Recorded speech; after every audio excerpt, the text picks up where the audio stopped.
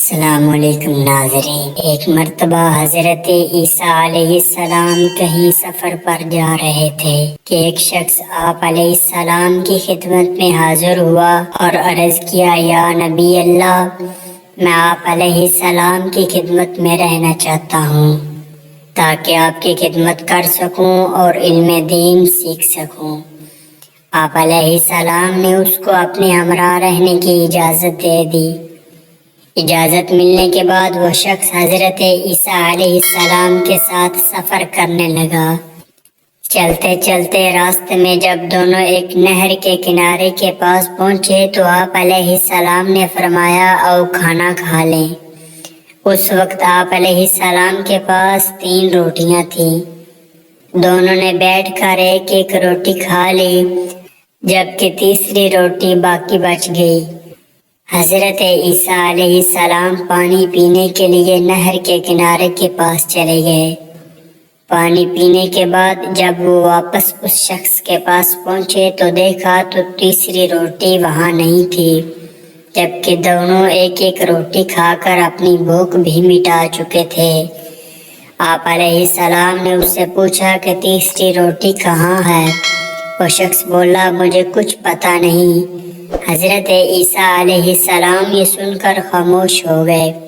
دراصل جب حضرت عیسیٰ علیہ السلام پانی پینے نہر کنارے گئے تھے تو اس شخص نے تیسری روٹی چھپا لی تھی تاکہ سفر کے دوران راستے میں جنگل صحراؤں میں جب کچھ کھانے کو نہیں ملے گا تو وہ اپنا پیٹ اس روٹی سے بھر لے گا۔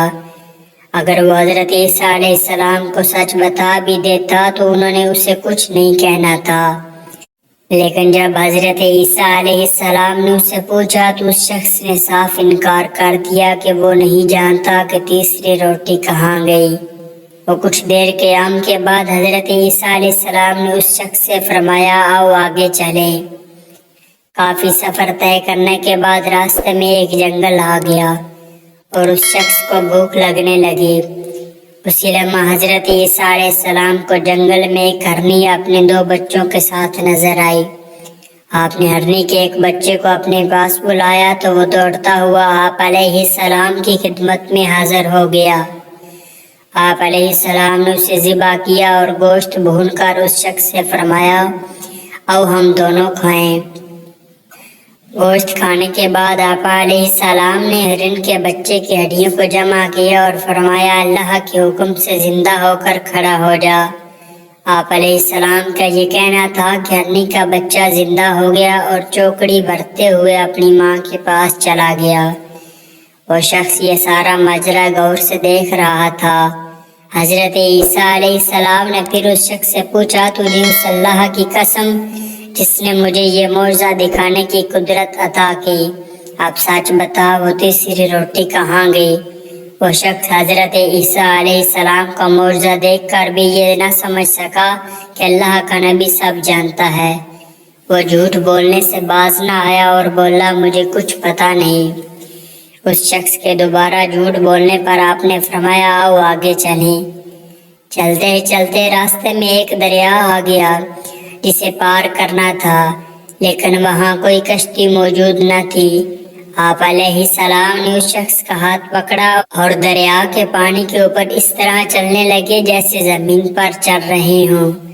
اسی طرح پانی پر چلتے ہوئے وہ اس شخص کو دریا کے دوسرے کنارے پر لے آئے۔ یہ دوسرا معجزہ تھا جو اس شخص نے اپنی آنکھوں سے دیکھا۔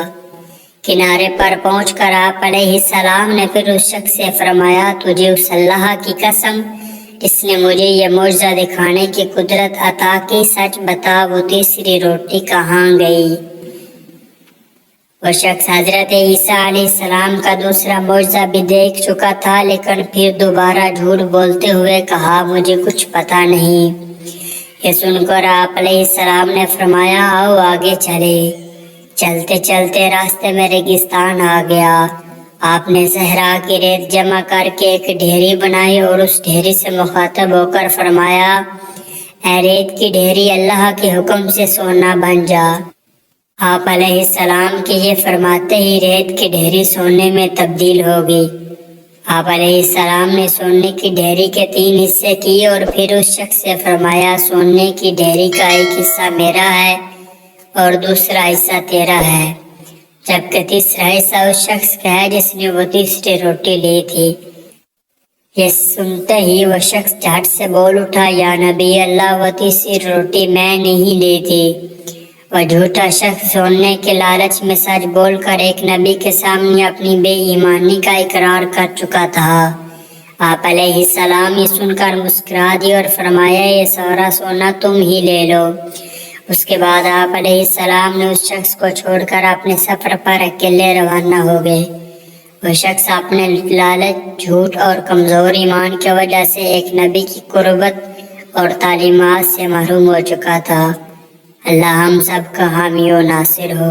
امید ہے آپ کو یہ ویڈیو پسند آئی ہوگی۔ ایسی مزید اچھی ویڈیوز دیکھنے کے لیے چینل کو سبسکرائب کرنا مت بھولیے گا۔ فی امان اللہ، اللہ حافظ۔